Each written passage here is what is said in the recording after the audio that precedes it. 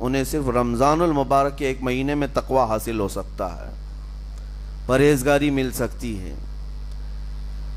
یہ شہر طاعات ہے، شہر عبادات ہے، شہر کا مطلب مہینہ ہے عربی میں۔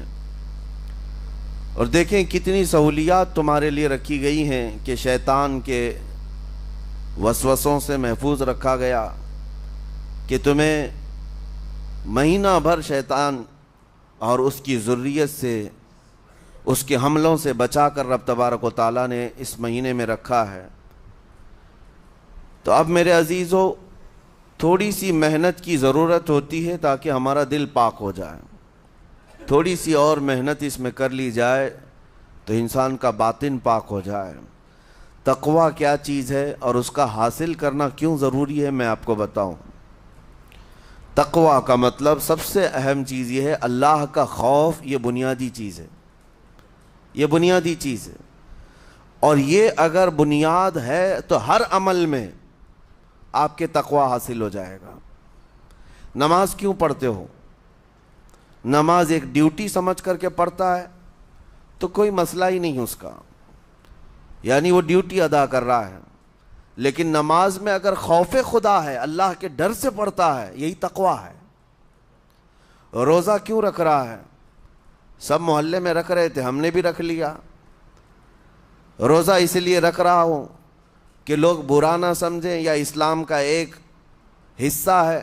اتنی ہی نیت تھی تو پھر اس نے روزے سے کچھ حاصل نہیں کیا، لیکن اسی روزے کو اللہ کے خوف سے رکھا، یہی تقوی ہے۔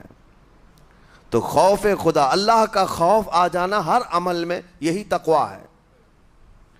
اور اگر یہ چیز نہیں ہے تو انسان بہت بڑے بڑے گناہ بھی کر جاتا ہے، اسے ڈر نہیں لگتا۔ روزہ چھوڑ دیا، اسے کوئی خوف ہی نہیں ہے، بلکہ دھڑلے سے لوگوں کے سامنے کہتا بھی پھر رہا ہو کہ مجھے یہ سب چیزوں میں وشواس نہیں، یقین نہیں ہے۔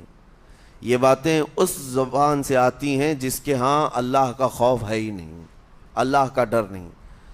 اسی لیے قرآن میں اللہ نے فرمایا لعلکم تتقون، تم پر روزے اللہ نے فرض کیے ہیں تاکہ تمہیں تقوی مل جائے، اللہ کا خوف۔ اور یہ کتنی اہم چیز ہے میں آپ کو بتاؤں، خوف خدا۔ خوف خدا کا مطلب کہ اللہ کا ڈر، اللہ کا خوف، یہ تمہاری پوری باڈی کو صحیح کرتا ہے، اندر سے بھی باہر سے بھی۔ خوف خدا، تم ہر قدم پر اگر یہ سوچتے ہو کہ میرا رب مجھے دیکھ رہا ہے، جیسے کہ آپ کو پتہ ہے حدیث پاک میں حضور صلی اللہ تعالیٰ علیہ وسلم سے پوچھا بھی گیا احسان کیا ہے، یعنی نیکی کس کو کہتے ہیں؟ حضور نے فرمایا تم نماز ایسی پڑھو یا عبادت ایسے کرو جیسے تم اللہ کو دیکھ رہے ہو۔ اور اگر یہ نہیں ہو سکتا تم سے تو اتنا احساس تو رہے کہ اللہ تمہیں دیکھ رہا ہے، تو ہر عمل میں تمہارے یہ سوچ آئے کہ مجھے میرا رب دیکھ رہا ہے، تمہارے قدم سنبھل جائیں گے۔ آج آپ مسجد میں بیٹھے ہیں، ادب سے بیٹھے ہیں، حالانکہ ایک آدھے گھنٹے کے بعد جسم کو پھیلنے کی حاجت ہونے لگتی ہے، تھوڑا پیر پھیلا لوں، پیٹھ کو ٹیک دے دوں، نہیں کرتے آپ، اس لیے کہ آپ کو احساس ہے کہ امام صاحب دیکھ رہے ہیں، مفتی صاحب دیکھ رہے ہیں، یا پھر مجمع میں لوگ دیکھ رہے ہیں۔ تو یہاں پر ہمارے دیکھنے کے احساس سے آپ کے پیر نہیں پھیلتے ہیں، آپ پھیل کے نہیں بیٹھتے۔ تو ہم میاں نہ سزا دینے والے نہ جزا دینے والے ہیں۔ یہی احساس اگر اللہ کے دیکھنے کا ہو جائے کہ میرا رب مجھے دیکھ رہا ہے، تو پھر آپ کو کسی نگرانی کی ضرورت نہیں، کہیں کسی سی سی ٹی وی کی ضرورت نہیں۔ اللہ کا خوف اگر بندے کے دل میں آ جائے، وہ ہر لمحے، ہر گھڑی، ہر علاقے میں محفوظ رہتا ہے، اپنے آپ کو محفوظ رکھتا ہے۔ میرے عزیزو، 4 سال کی عمر ہے امام اہل سنت فاضل بریلوی رحمۃ اللہ علیہ، امام محمد رضا خان رحمۃ اللہ علیہ، 4 سال کی عمر میں روزہ رکھ لیا۔ گرمیوں کی شدت تھی، گھرانہ علمی گھرانہ ہے، باپ بھی بڑے عالم دین، دادا بھی بڑے عالم دین ہیں۔ 4 سال کی عمر میں روزہ تو رکھ لیا، اور جب تھوڑی دوپہر ڈھل گئی، اچھوں کی حالت دھوپ کے دنوں میں خراب ہونے لگتی ہے، تو شام ہونے کو قریب تھی کہ ایک کمرے کے اندر دادا محترم نے پوتے کو بند کر دیا اور کچھ پھل فروٹ ساری چیزیں اندر رکھ کر کے دروازہ باہر سے بند کر لیا. کہا بیٹا کھا لینا, میں کسی کو بتاؤں گا نہیں, کسی کو نہیں بولوں گا. 4 سال کی عمر ہے, تمہارا روزہ بھی رہے گا, کھا کر کے تھوڑا پیٹ ہلکا کر لینا. تو یہ دروازہ بند کر کے دادا محترم چلے گئے. کافی دیر کے بعد دروازہ کھلا تو وہ پھل فروٹ ویسے کے ویسے ہیں, بچہ ویسے ہی بیٹھا ہوا ہے. امام احمد رضا رحمۃ اللہ تعالی علیہ, 4 سال کی عمر کی بات کر رہا ہوں. دادا نے آ کر پوچھا بیٹا کھائے نہیں, دروازہ بند کر لیا تھا. تو 4 سال کی عمر میں مولانا امام احمد رضا کہنے لگے کھا تو لیتا لیکن ہر گھڑی میرا مولا تو دیکھ رہا ہے, جس کے لیے روزہ رکھا وہ تو دیکھ رہا ہے. یہ ہے تقویٰ, یہ ہے خوف خدا, کہ اگر یہ کسی کے دل میں بیٹھ جائے, اسے لوگوں کو دکھانے کی یا لوگوں کے اسے دیکھنے کی کوئی ضرورت ہی نہیں. میرے عزیزو, تقویٰ حاصل کرنے کا یہ اتنا بہترین راستہ ہے, اتنا بہترین راستہ ہے. آپ روزہ ہیں, کس کو پتہ ہے؟ میں روزہ ہوں, کس کو پتہ ہے؟ یہ راز ہے میرے اور اللہ کے درمیان. آپ روزہ ہیں, یہ راز ہے آپ کے اور اللہ کے درمیان. بہت سارے موقع آپ کے پاس ہیں دن بھر میں, فجر سے لے کر عصر تک. کئی مرتبہ وضو میں جانا پڑتا ہے, باضابطہ آپ کلی کر رہے ہیں, آدھا نگل جاتے, کس کو خبر ہے؟ یا کہیں چھپ کر کے کوئی ہلکی سی چیز چبا لیتے, کس کو خبر ہے؟ اس لیے کہ یہ اندرونی معاملہ ہے, راز ہے. آپ کھا رہے ہیں پی رہے ہیں یا نہیں کھا رہے ہیں نہیں پی رہے ہیں, یہ کوئی دوسرا نہیں کہہ سکتا. آپ کے اور آپ کے اللہ کے درمیان یہ راز ہے.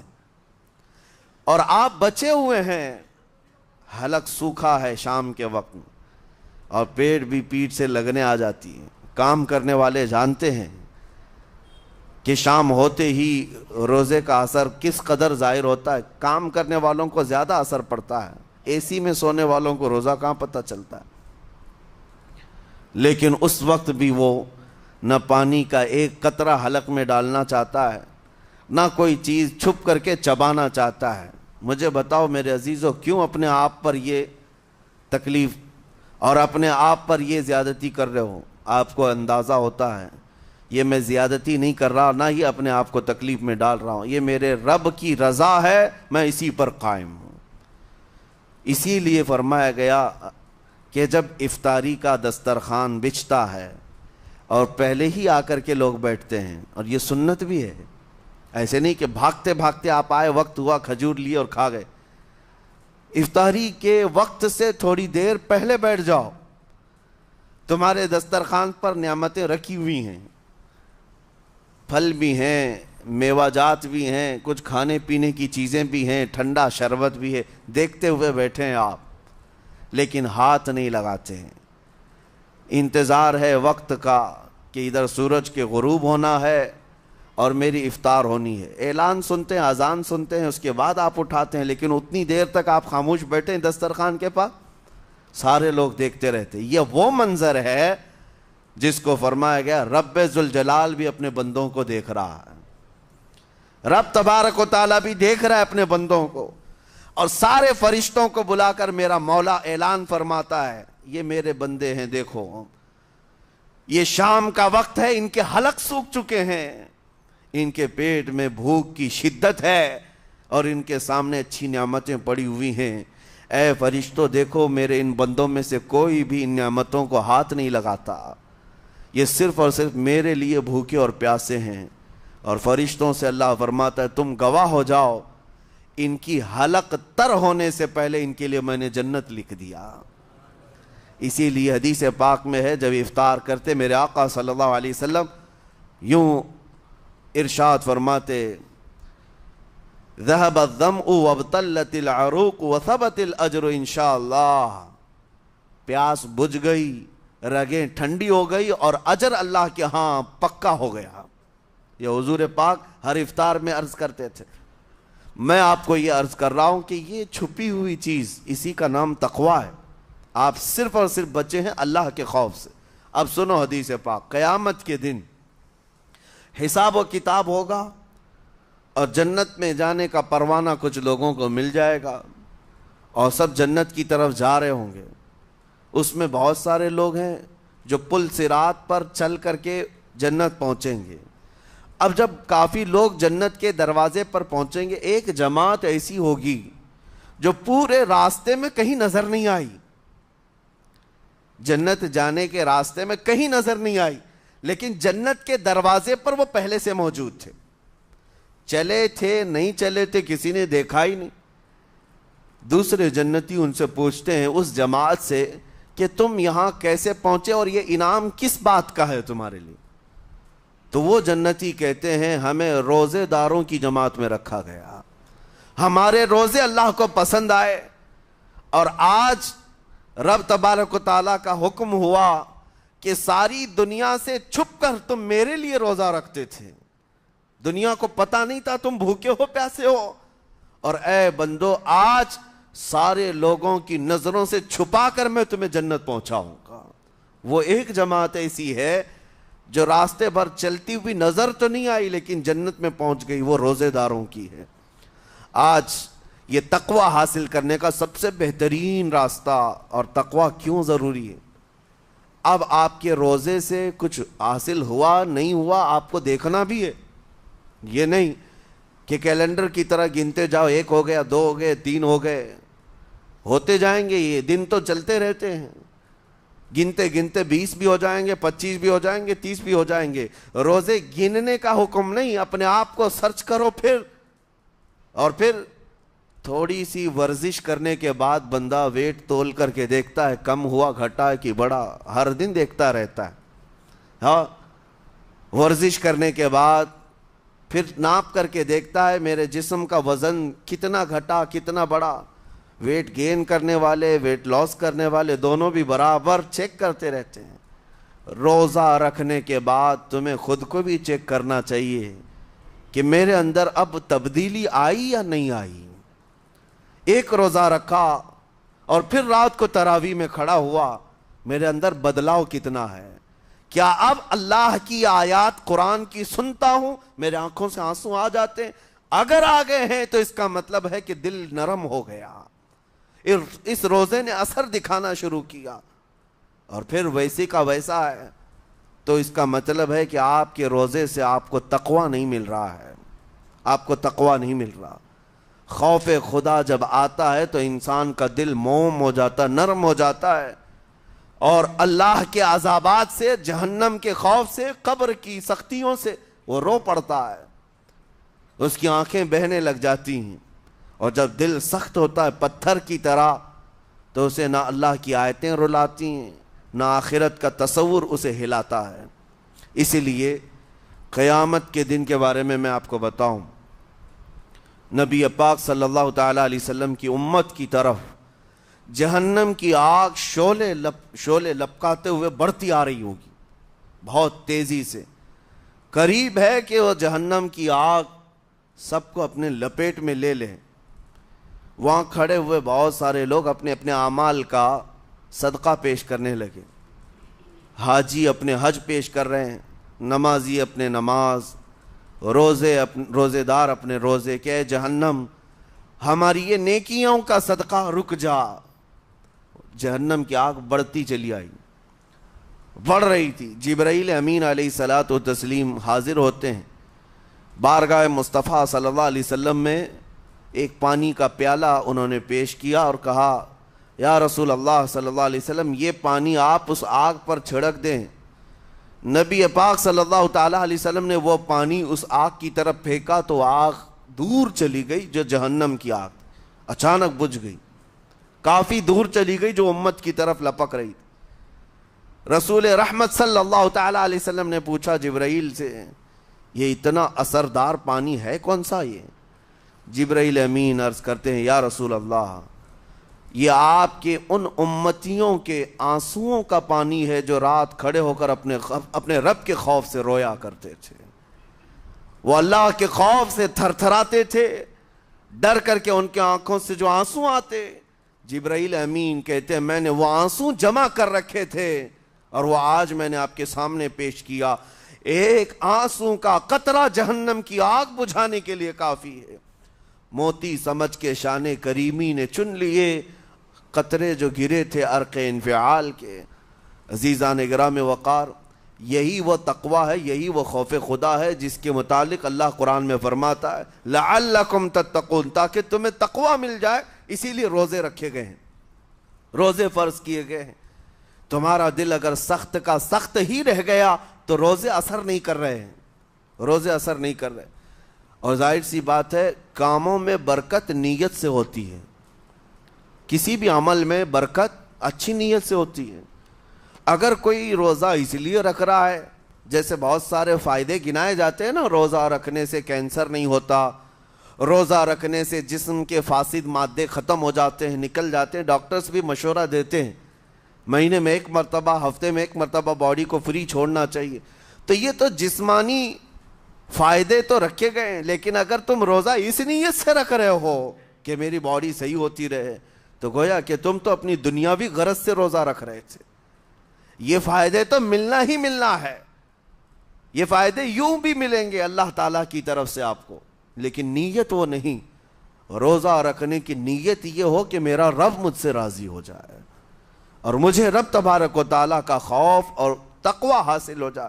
نیت میں برکت ہے، اور جن کاموں کو آپ اچھی نیت سے کریں گے اسی طرح ان کاموں میں اثر بھی پیدا ہوگا۔ روزہ رکھنے سے پہلے آج نیت یہی کریں کہ مولا تعالیٰ یہ روزہ میرے تمام برے اعمال کے لیے کفارہ ہو جائے، یہ ڈھال بن جائے۔ جانتے ہیں آپ اپنے نفس امارہ کو روکنے کا سب سے بہترین آلہ بھوک ہے، بھوک۔ جتنا آدمی بھوک کے ذریعے سے اپنے نفس کو مار سکتا ہے دوسری کوئی چیز نہیں۔ آپ دیکھیں اس رمضان المبارک میں بہت ساری حلال چیزیں آپ کو حرام کر دی گئی ہیں، یعنی سحری سے لے کر افطاری تک۔ میں یہ نہیں کہہ رہا کہ شراب پینا حرام ہے، نشہ کرنا حرام ہے، وہ تو پوری زندگی بھر حرام ہے، لیکن آپ کو چاول روٹی تو حلال ہے نا، سبزے سیب پھل فروٹ تو حلال ہے، لیکن یہ حلال چیزیں بھی اللہ نے آپ پر حرام رکھی ہیں، روزے کے عالم میں نہیں کھا سکتے۔ سحری سے لے کر افطار تک یہ حلال لقمے، پانی تو حلال ہے، پاک ہے، لیکن آپ کے لیے روزے کے عالم میں حرام ہے۔ اسی طرح شادی شدہ مرد اپنی عورت کے ساتھ زندگی بھر کبھی بھی جمع کر سکتا ہے، رات میں سو سکتا ہے، لیکن حالت روزہ میں وہ حلال کام بھی حرام ہے، حلال کام بھی حرام ہے۔ اپنی عورت سے جمع کرنا حالت روزہ میں کیوں روکا گیا؟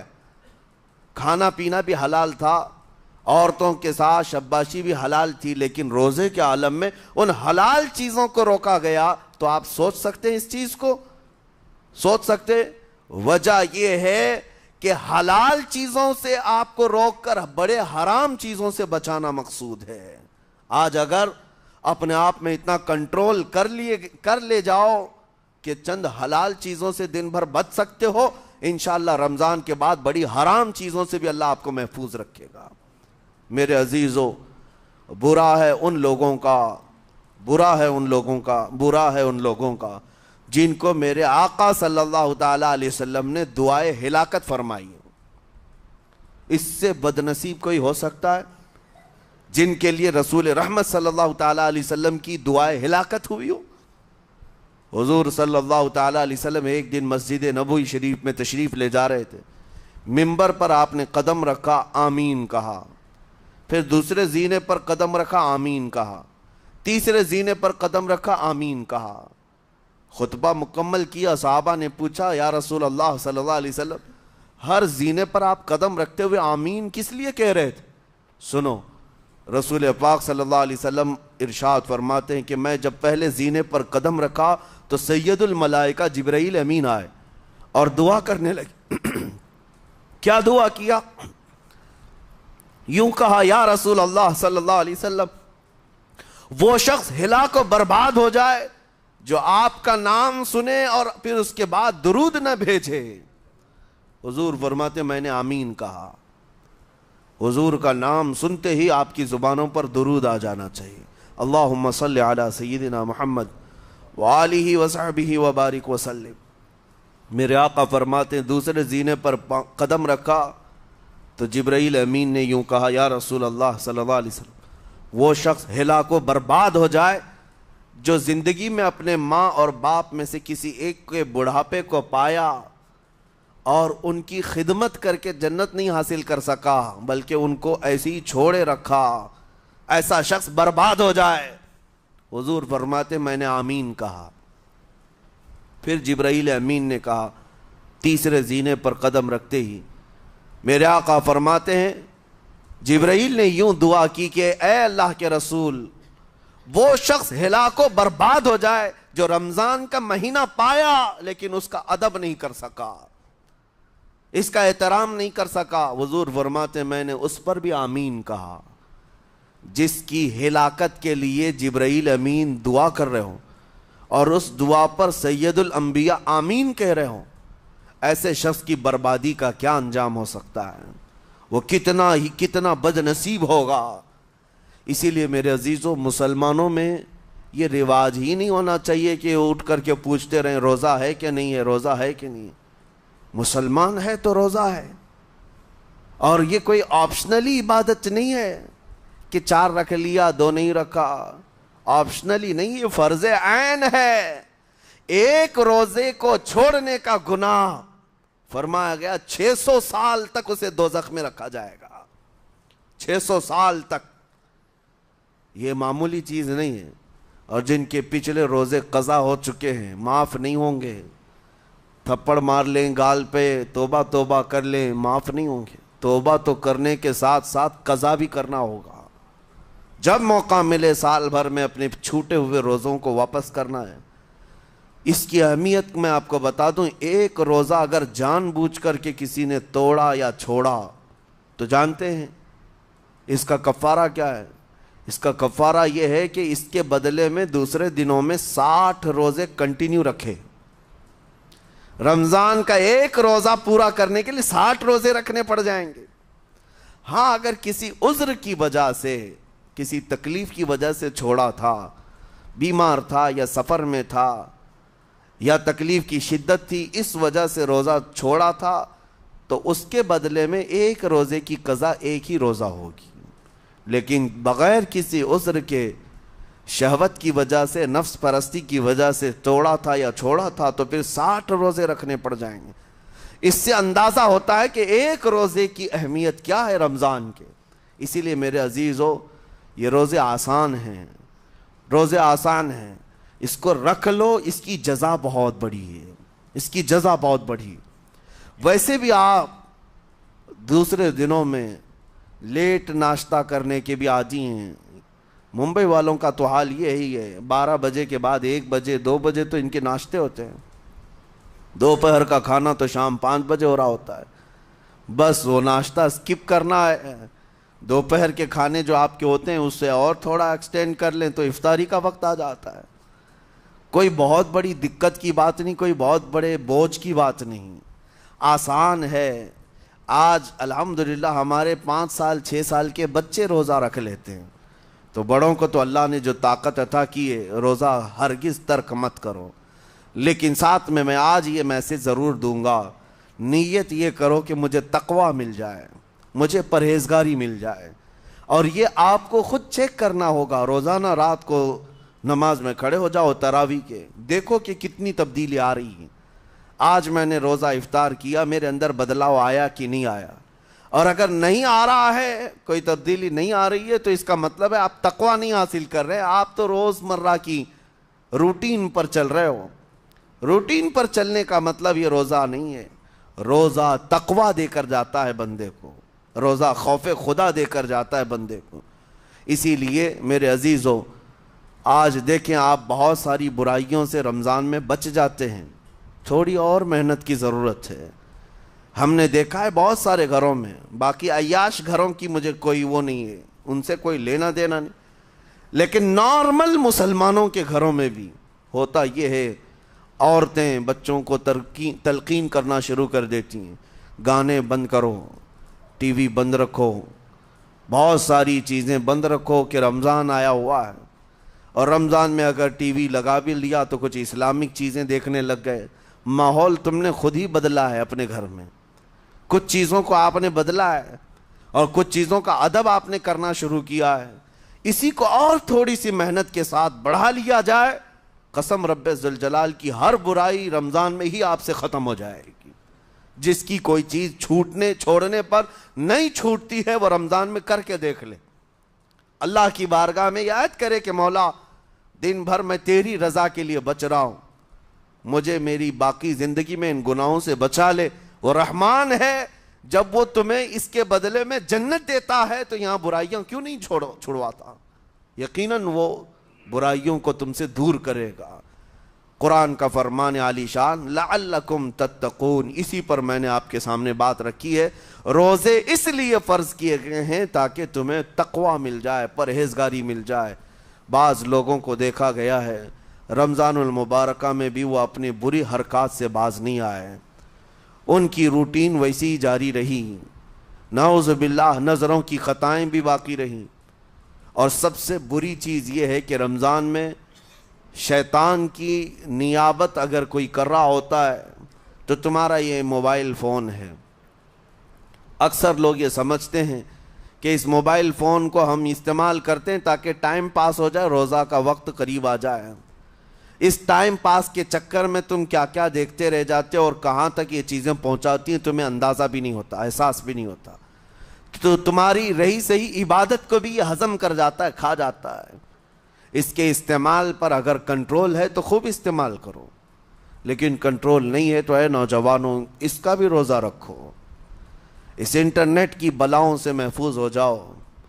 اس لیے کہ بہتوں کو میں نے دیکھا ہے ان کے دن بھر اور رات بھر رمضان میں سوشل نیٹ ورکس پر مصروفیت ویسی کی ویسی ہے جیسے دوسرے دنوں میں تھی، وہ رات بھر چیٹنگ میں بھی مصروف ہیں، ایک دوسرے کو ادھر ادھر بھیجنے میں بھی مصروف ہیں، ساری چیزیں جوں کی توں چل رہی ہیں، تو تمہارے موبائل نے تمہیں تقوی سے بہت دور رکھا ہے، تمہیں رب تعالیٰ کے قریب ہونے نہیں دیتا۔ اپنے آپ کو بدل لو۔ ظاہر سی بات ہے یہ سخت چیز ہے، اگر کوشش کرو گے تو بچ جاؤ گے، اور تقوی اتنی آسانی سے تو نہیں ملتا، اپنے آپ کو سٹرگل کرو، انشاءاللہ العزیز دل پاک ہو جائے گا، پھر آپ کو اپنی زندگی کے اندر جو اجالے نظر آئیں گے وہ خود آپ محسوس کریں گے، آپ محسوس کریں گے۔ گناہوں کے اندھیروں نے دل پر ایسی کالک رکھی ہے کہ آپ کو کچھ بھی یہاں پر سمجھ میں نہیں آتا، ورنہ نمازوں کا لطف ایسا ہے، قرآن کا مزہ ایسا ہے، جسے یہ لگ جائے دنیا کی کوئی نعمت اس کے سامنے ہیچ نظر آتی ہے، کوئی چیز اسے اچھی نہیں لگتی، لیکن کب؟ جب اسے تقوی کا اجالا حاصل ہو جائے۔ میرے عزیزو، اللہ کریم کی بارگاہ میں دعا گو ہوں، مولا قدیر و جبار ہم سب کو تقوی و پرہیزگاری عطا فرمائے، اور ہم سب کے روزوں سے اللہ تعالی ہمیں پرہیزگاری عطا فرمائے، ان روزوں کے انوار اور برکات اور رمضان کے احترام کی ہمیں توفیق عطا فرمائے۔